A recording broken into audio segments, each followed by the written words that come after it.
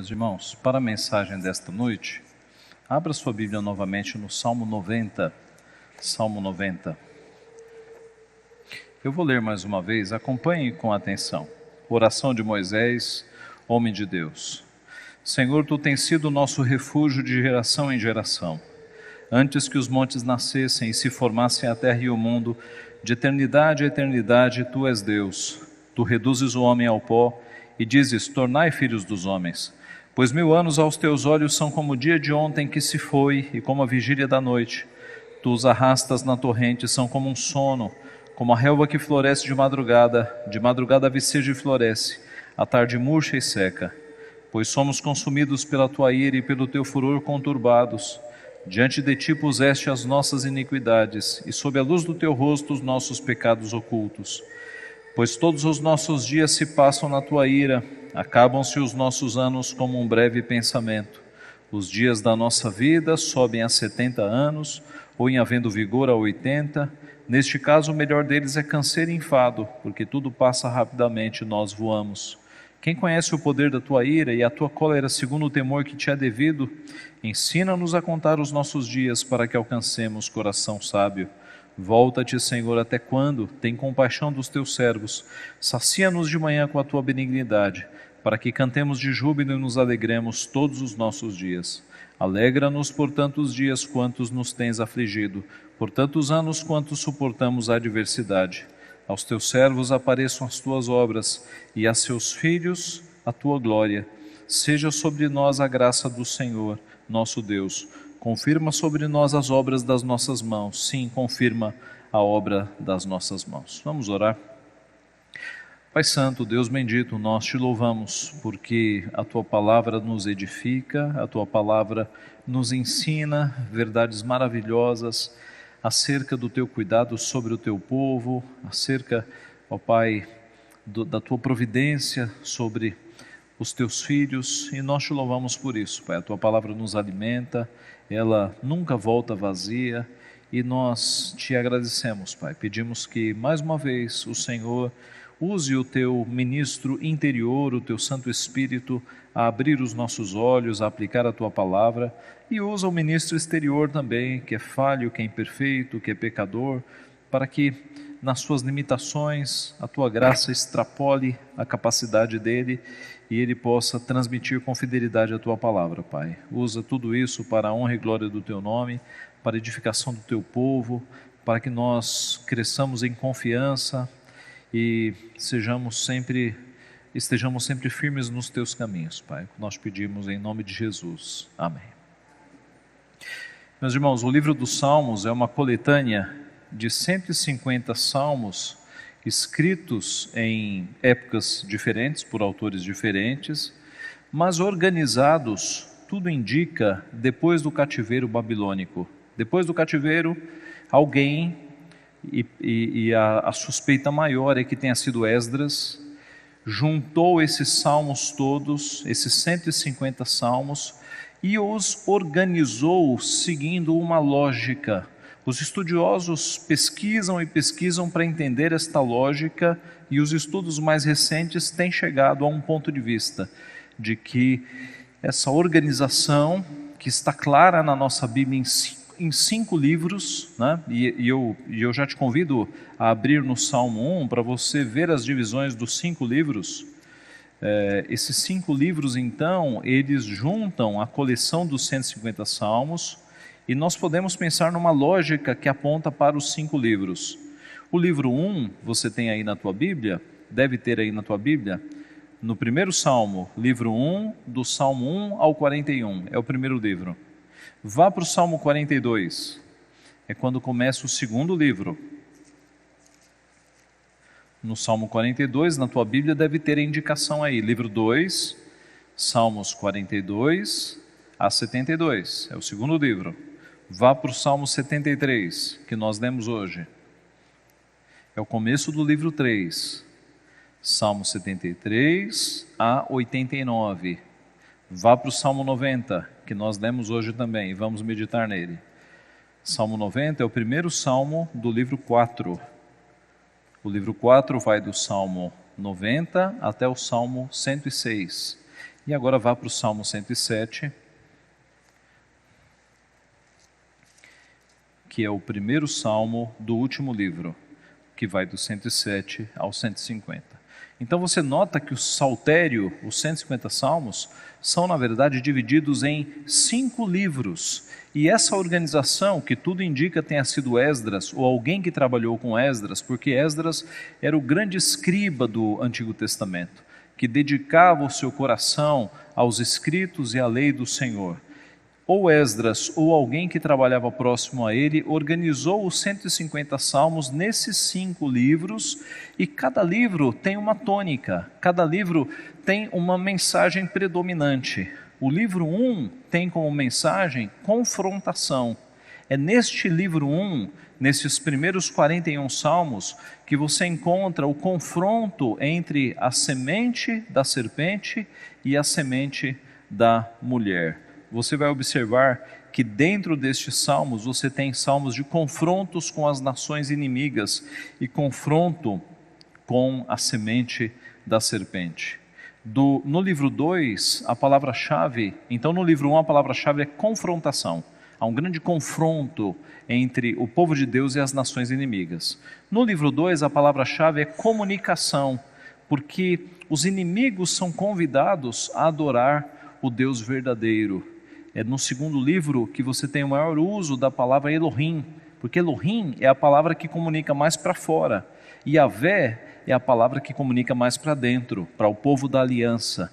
No livro 2, então, os inimigos são convidados a adorar o verdadeiro Deus. No livro 3, do 73 ao 89, a palavra-chave é devastação.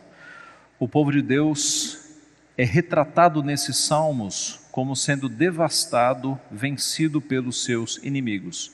São os salmos mais tristes, estão no livro 3. No livro 4, a palavra-chave é amadurecimento.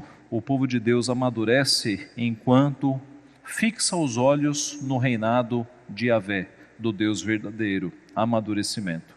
E no último livro, você tem como palavra-chave consumação.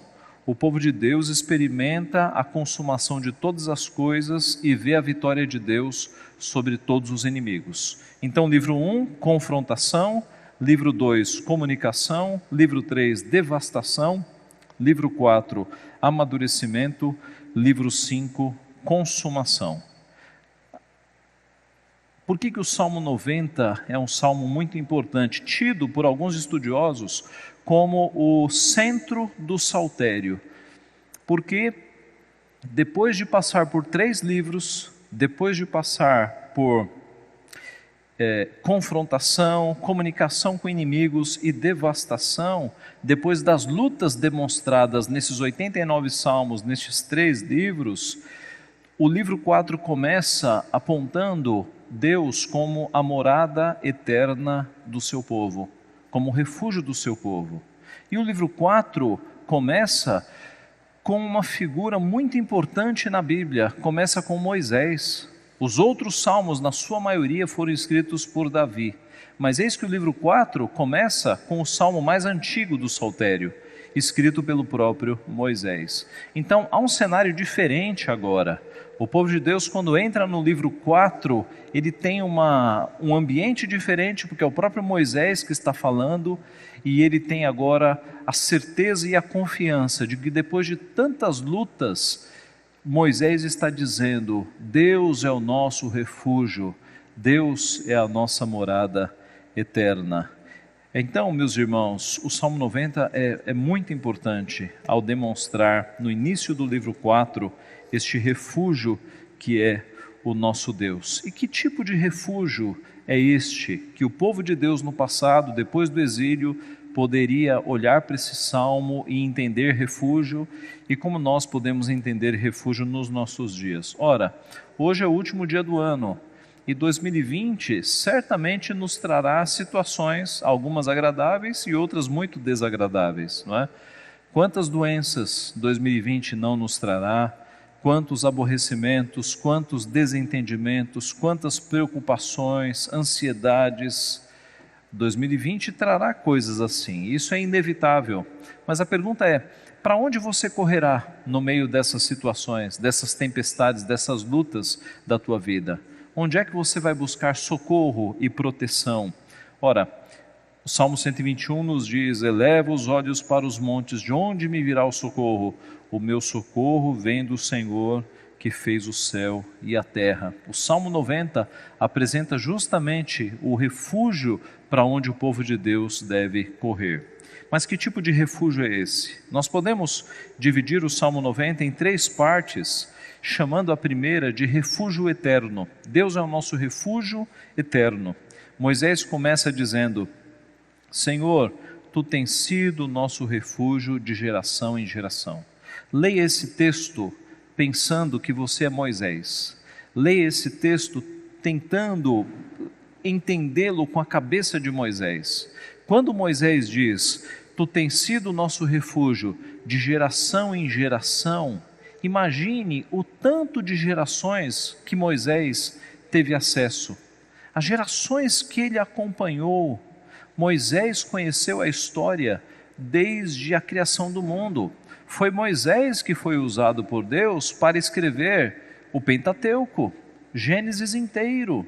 Foi Moisés que escreveu o relato da criação de Deus, da queda, de Abel e Caim, do dilúvio, da Torre de Babel. Tudo isso foi passado para Moisés. Então Moisés, quando ele fala: Tu tens sido o nosso refúgio de geração em geração, ele fala com uma propriedade que Davi não teria.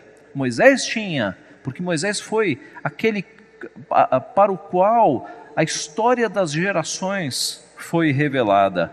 Moisés conheceu muitas gerações. Ele conheceu a geração de Adão e Eva, os seus filhos Abel, Caim, Sete, na sequência Lameque, Noé, Sem, Terá, pai de Abraão, Isaac e Jacó, José do Egito. A história de José do Egito é Moisés quem narra, e até a sua chegada, né? A história do seu nascimento e tudo o que aconteceu ali no Egito. Moisés foi testemunha de todas essas coisas. Então Moisés conhecia essa história, uma história que não foi preservada inteira por livros, mas ela foi trazida por alguns homens, não por muitos homens, porque imagine, numa época em que os homens, as primeiras gerações viviam 600, 700 anos, você não precisava de muitos homens para contar a história. Imagine se você tivesse vivido, imagine que você hoje tivesse 700 anos. Nós estamos em 2020. 700 anos para trás, nós estaríamos onde? 2000 menos 700, 1300. Já pensou se você tivesse nascido em 1300? Você teria visto o final da Idade Média, os pré-reformadores, você teria conhecido Lutero. Antes de Lutero, você teria conhecido John Huss, Savonarola, você teria conhecido Lutero, Calvino, você teria acompanhado a história da Inglaterra com Henrique VIII, a grande Assembleia de Westminster. Imagine, se você tivesse 700 anos, você teria tido contato com pessoas que nós lemos nos livros. O fato é, meus irmãos, que muito provavelmente Abraão conheceu Noé, Noé conheceu Lameque e Lameque conheceu Adão. Se você pegar esses homens com 600, 700 anos de história, você dá pulos na história gigantescos. Então, Adão passou o conhecimento para Lameque, Lameque passou para Noé e assim por diante. Esses homens viveram muito. E agora Moisés relembra estas gerações todas de homens, e a sua conclusão é: Deus sempre foi o nosso refúgio. Deus sempre foi o nosso refúgio. Moisés está falando com propriedade aqui. Senhor, Tu tens sido o nosso refúgio de geração em geração. Antes que os montes nascessem e se formasse a terra e o mundo, de eternidade a eternidade, Tu és Deus. Moisés teve essa visão da criação do mundo. Moisés teve a visão do mundo antes que os montes nascessem. Antes que os montes nascessem e se formasse a terra e o mundo, de eternidade a eternidade, tu és Deus. Isso foi revelado a Moisés, e Moisés sabe que Deus tem sido Deus desde aquele começo. Moisés vislumbra as cenas que foram dadas a ele antes da criação do mundo, e a sua conclusão é: tu és Deus, tu tens sido o nosso refúgio. Tu reduzes o homem ao pó e dizes: tornai filhos dos homens. Moisés teve a visão de que o primeiro homem veio do pó, de que Adão foi criado do pó da terra. Moisés viu tudo isso. Ele se lembra agora da criação do homem e possivelmente da sua queda também. Ora, foi ele quem registrou em Gênesis 3,19: até que tornes a terra, pois dela fostes formado, porque tu és pó e ao pó voltarás depois da queda. Então, tudo isso está na cabeça de Moisés quando ele diz: tu reduzes o homem ao pó e dizes: tornai filhos dos homens. Pois 1000 anos aos teus olhos são como o dia de ontem que se foi, e como a vigília da noite. Tu os arrastas na torrente, são como um sono, como a relva que floresce de madrugada viceja e floresce, à tarde murcha e seca. Moisés, vislumbrando a eternidade de Deus, ele sabe que a nossa existência é muito curta. Ele diz aqui que 1000 anos são como o dia de ontem que se foi, 24 horas, mas menos do que isso, são como a vigília da noite. Uma vigília da noite era de 3 horas. Então 1000 anos para Deus é como se fosse uma vigília da noite, é como se fosse 3 horas.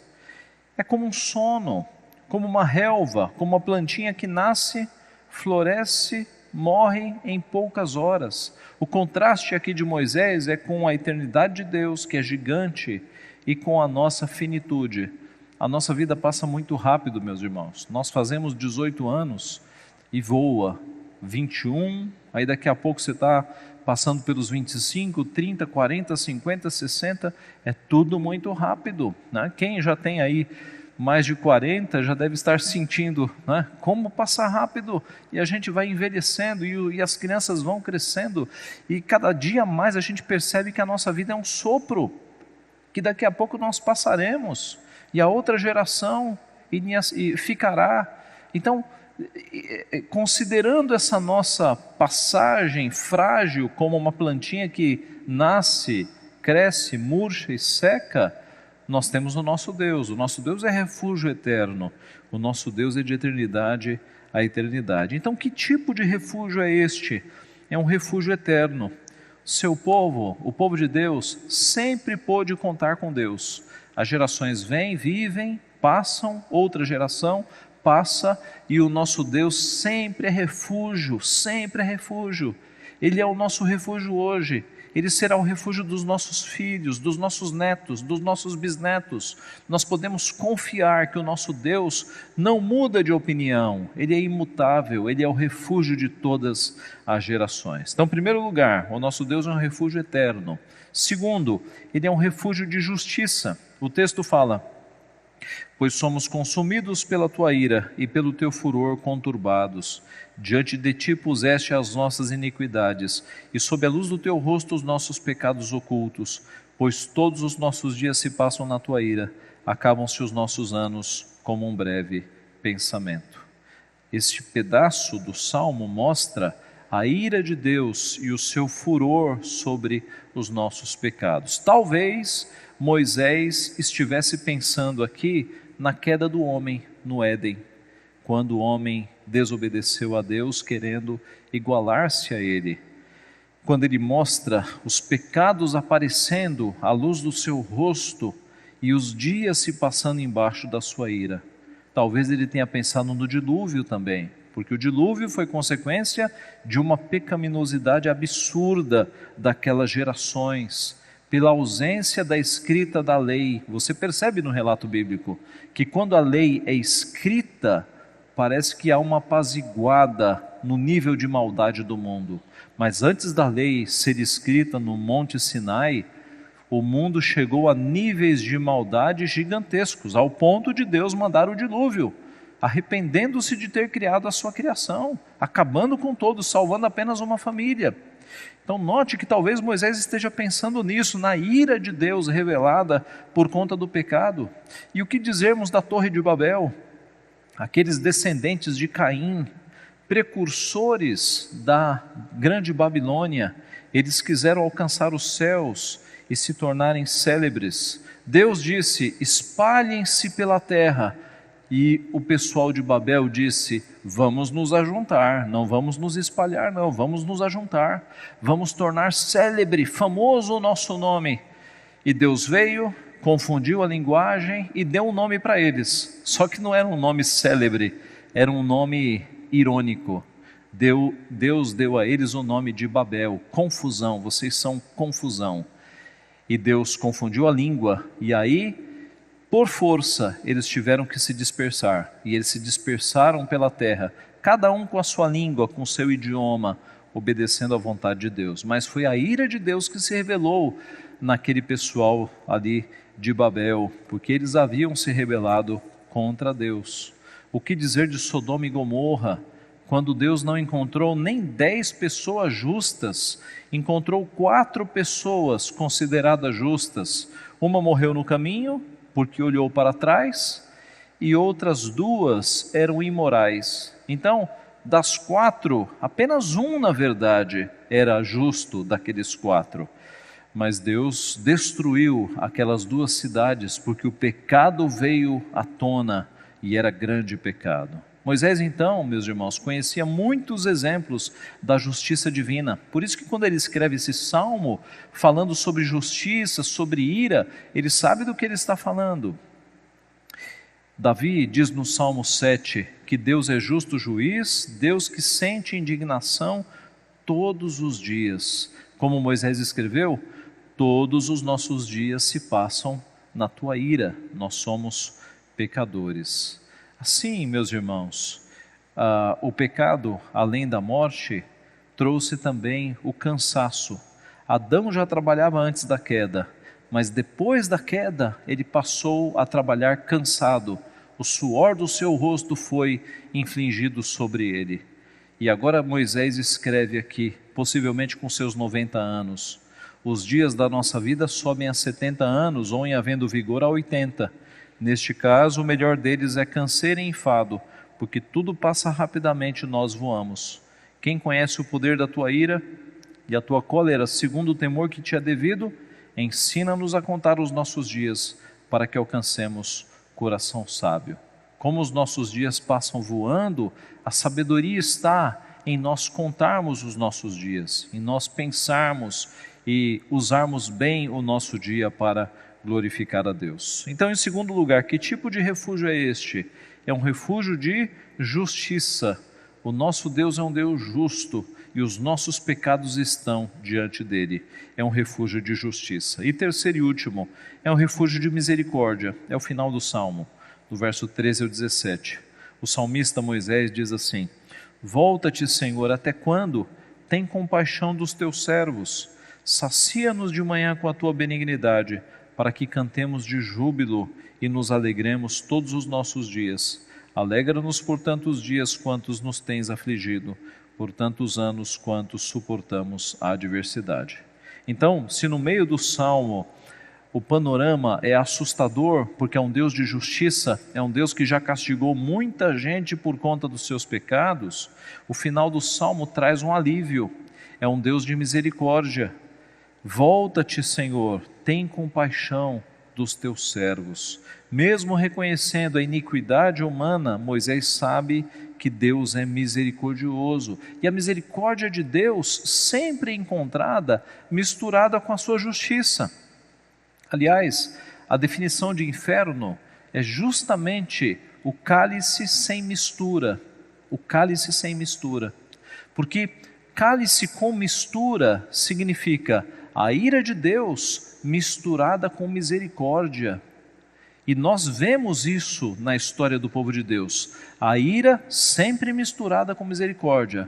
O inferno é o cálice sem mistura. É a ira de Deus sem nenhuma misericórdia. Se não, vejamos, no Éden, quando Deus executou a sua justiça, decretando a morte da humanidade, ali houve misericórdia. Adão e Eva foram expulsos do jardim justamente para que eles não voltassem comessem do fruto e entrassem na eternidade com seus pecados. Essa é uma parte da descrição que a gente geralmente não nota, mas eu te convido a ir lá. Vá lá para Gênesis capítulo 3. O final do capítulo 3. Veja como isso está claríssimo aqui. Expulsar do Éden foi um ato de misericórdia de Deus, para que Adão e Eva não entrassem na eternidade em um estado de pecado, mas fossem tratados fora. Veja o verso 22. Então disse o Senhor Deus: eis que o homem se tornou como um de nós, conhecedor do bem e do mal. Assim que não estenda a mão e tome também da árvore da vida e coma e vive eternamente. O Senhor Deus, por isso, o lançou fora do jardim do Éden, a fim de lavrar a terra de que fora tomado. E expulsou o homem, colocou querubins ao oriente do jardim do Éden, e o refulgir de uma espada que se revolvia para guardar o caminho da árvore da vida. Por que o caminho da árvore da vida foi tão bem guardado, com anjo, com espada, para que Adão e Eva não tivessem acesso à árvore da vida? Por que não? Para que eles, em estado de pecado, não virassem eternos. Porque se eles virassem eternos em estado de pecado, não haveria chance de salvação para a humanidade. Então Deus os expulsa do jardim do Éden para tratá-los, para mandar o Messias, para que o Messias na humanidade morra, para matar o pecado na humanidade. E agora, morto o pecado na humanidade, é que no Apocalipse nós vamos voltar a ter acesso à árvore da vida. Porque agora nós já estamos justificados, não há mais risco de nós sermos condenados eternamente com o pecado, porque Cristo matou o pecado na cruz. Percebe que Deus nos deu um tratamento aí de alguns milênios, Ele nos tira do Éden para nos tratar, para que depois nós possamos retornar ao paraíso. E lá no Apocalipse você encontra de novo a árvore da vida. Então veja a misericórdia de Deus. Deus sempre usa de justiça entremeada com misericórdia. No dilúvio foi assim, a ira de Deus se abateu sobre a sua criação, mas Ele teve misericórdia. Ele salvou um casal de cada animal e Ele salvou uma família para que houvesse preservação. Em Babel, Ele poderia ter mandado descer fogo do céu e fulminar todo mundo. Ele teve misericórdia, Ele apenas confundiu a linguagem, Ele poupou a vida daquele povo. O povo pôde se espalhar. Em Sodoma e Gomorra, pastor, Sodoma e Gomorra não houve misericórdia. Houve sim, uma família foi salva, a família de Ló. E você se lembra do diálogo de Ló com o anjo? O diálogo de Abraão com o anjo? Você se lembra? Senhor, se houverem 50 justos na cidade, o Senhor poupa? E a resposta é: se tiver 50 eu poupo, a cidade inteira por causa dos 50. Aí passa um tempinho, Abraão volta a perguntar: e se tiver 50 menos 5? O anjo, Deus, ali é o próprio Deus em forma de anjo. Ele fala: se tiver 45 eu poupo. A cidade inteira vai ser poupada se tiver 45 justos. E a linguagem, o diálogo vai caminhando para 30, 20 e 10. E se tiver 10 justos? E a resposta de Deus é: se tiver 10 justos, por amor dos 10, eu não destruo a cidade. O fato é que não havia nem 10, meus irmãos. Havia 4. E dos 4, Ló, esposa e 2 filhas. A esposa olhou para trás porque ficou com saudade da cidade, transformou-se numa estátua de sal, e as 2 filhas depois eram imorais, como você vê na continuação da história. O fato é, meus irmãos, que é um Deus de misericórdia. Se tivesse 10, Ele pouparia as 2 cidades, mas o nível de maldade era tanto, era tamanho, que não sobrou nem 10 naquelas cidades. Então, é um Deus misericordioso, é um Deus com o qual nós podemos pedir misericórdia, porque Ele não é implacável. A palavra de Deus diz que Ele reserva punição até a 3ª geração, mas Ele reserva misericórdia até 1000 gerações daqueles que o temem. Veja a proporção de misericórdia do nosso Deus. E é por causa desta misericórdia que Moisés, que então, na sua vida, no seu conhecimento, ele conhecia a misericórdia de Deus, que ele termina o Salmo mostrando a sua disposição em servir a Deus. Ele diz assim: aos teus servos apareçam as tuas obras, e a seus filhos a tua glória. Seja sobre nós a graça do Senhor nosso Deus. Confirma sobre nós as obras das nossas mãos. Sim, confirma a obra das nossas mãos. Moisés termina o Salmo não de maneira desesperada, pelo contrário, porque ele sabe que Deus é refúgio Ele é refúgio eterno, que Ele é justo e Ele é terrível, mas que Ele é misericordioso, é que ele tem agora disposição para servir ao Senhor. E ele termina o Salmo muito positivamente. Concluindo, meus irmãos, nós vemos que o Salmo 90 é um salmo muito estratégico no saltério, porque ele mostra, o livro 4 do saltério, ele dá um alívio para o povo. É como a entrada de ar fresco num local abafado. Depois de passar por juízo, por devastação dos inimigos, por passar por tantas situações difíceis, o Salmo 4 começa voltando aos relatos de Moisés, dizendo: Deus tem sido nosso refúgio. Ei, povo pós-cativeiro, confie em Deus, porque Deus, de todas as gerações, Ele tem sido refúgio, Ele tem sido justo e Ele tem sido misericordioso. Animem-se então, trazendo para 2020, nós não sabemos o que 2020 nos trará, mas nós sabemos que o nosso Deus é um refúgio eterno, que Ele tem sido o refúgio, o socorro das nossas gerações e continuará sendo o refúgio dos nossos filhos e dos nossos netos. Nós sabemos que o nosso Deus é um refúgio de justiça, Ele é reto e justo em todos os seus caminhos, e nós sabemos que Ele é um refúgio de misericórdia. Nós podemos correr para Ele quando estamos em apuros, quando caímos em pecados, quando passamos por situações que não agradam, porque quando vamos contritos e arrependidos, Ele nos perdoa, Ele é um refúgio de misericórdia. Meus irmãos, Cristo é a personificação de tudo isso. Cristo é de fato um refúgio eterno.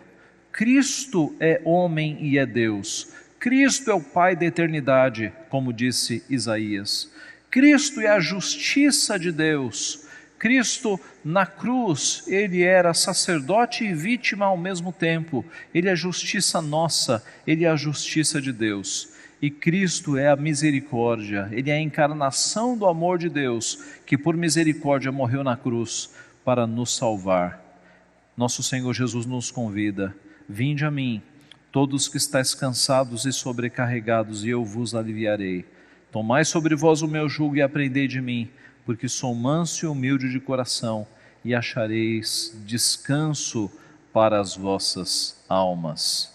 Meus irmãos, eu tenho falado já há um tempo que o nosso descanso verdadeiro, o nosso refúgio, tem que ser Jesus Cristo. É só Jesus quem nos dá descanso verdadeiro. Nós vivemos numa geração que as pessoas têm tanto entretenimento que elas ficam cansadas de descansar, cansadas de ter entretenimento. O fim de semana, algumas pessoas têm tanta diversão e entretenimento no final de semana que na segunda-feira elas estão cansadas, porque entretenimento não traz descanso à alma. Se você fizer maratonas de séries no fim de semana, se você for a cinema, a teatro, a parques, a esportes, essas coisas dão uma sensação de descanso, mas nós nos cansamos dessas coisas. Onde está o descanso verdadeiro? Está em Cristo. Cristo é o nosso descanso verdadeiro. Não há nada que descanse mais do que 5, 10 minutos ajoelhados buscando ao Senhor, derramando as ansiedades diante do Senhor. Faça a experiência, faça o teste. Ele é o nosso descanso, é só Ele que traz descanso à nossa alma. Eu repito, a nossa geração está cansada de tanto tentar descansar e não encontra descanso, porque o único descanso está em Cristo Jesus. Como diria Agostinho, há mais de 1000 anos atrás: tu nos fizeste para ti, e só em ti nós encontramos o verdadeiro descanso. Em Cristo que nós encontramos, meus irmãos, aquilo que nós precisamos. Há algo em nós que é de fato eterno, e nada neste mundo preenche. Só o que é eterno é que pode nos preencher. E o eterno é Jesus Cristo. Ele é o nosso descanso, Ele é o nosso descanso eterno. Então, que em 2020, o nosso refúgio, o nosso descanso, seja Jesus Cristo, não sejam essas outras coisas. Vamos buscar refúgio e descanso em nosso Senhor Jesus Cristo. Que Ele assim nos abençoe. Amém.